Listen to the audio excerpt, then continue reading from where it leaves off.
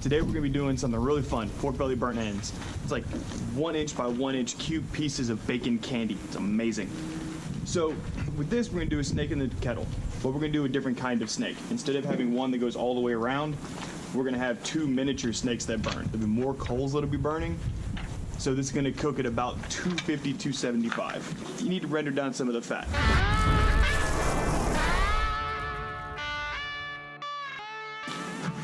So whenever we start this, I like using the clips, and we'll get some close-up shots later, but I like using the charcoal grate clips, or the cooking grate clips, as kind of a measuring of how this is gonna go. I've done test burns in here. I know it takes about 4 hours to burn from clip to clip.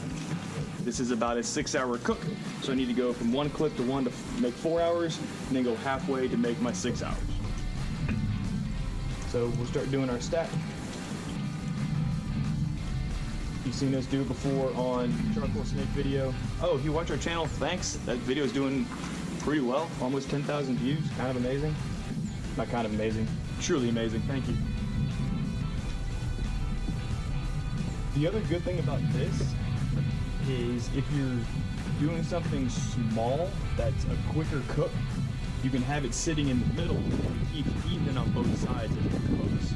So you don't have to worry about rotating anything around or turning your vent or anything else. But this only works for, like I said, 4 to 6 hour cooks. So with tilting the charcoal, you barely want them to touch. And the way these are set up and how you start is also important, because the way the snake works is it's a fuse method, a minion method. It's got a bunch of different names, but it works by restricting how much fuel the fire has to burn.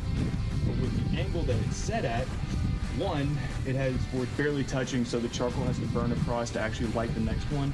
And second, because they're angled like this, the charcoal actually protects the next one from lighting. So let's say if they were stacked like this one catches and just the bottom catches up, or catches, it'll now light the next coal, and then the next coal, and the next coal. That's why you want them tilted this way, where it actually has to work harder to burn and catch the next one on fire. Also, do this with quality charcoal briquettes. For the longest time, I liked the Kingsford Blue Bag, just a regular old everyday Kingsford. But about a year ago, they changed their formula with how they do their briquettes, and it really changed the flavor. So this particular method doesn't work so well with that kind of charcoal. But these are Weber briquettes. I have really great luck with them doing this. You can also do it with Royal Oak briquettes or something along those lines. To be honest, I forgot to put the lid on my wood box, and now it's full of water. But it doesn't make a huge difference, because I don't use giant chunks, and it'll dry out. The reason we do the wood this way, I can show you.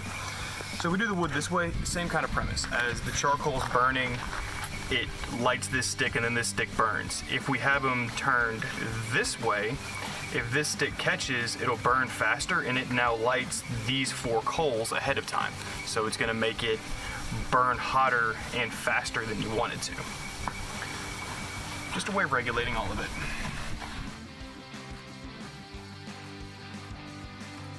I went over to Legal's and we did a cook. He needed to borrow a chimney. And I forgot the chimney at the house. Move you.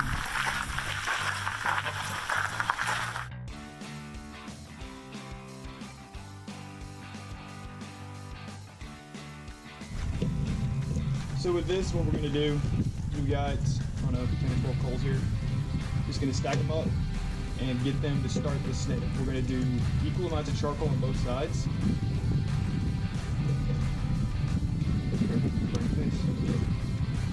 Or your hair, because your hair's crazy. Not that short.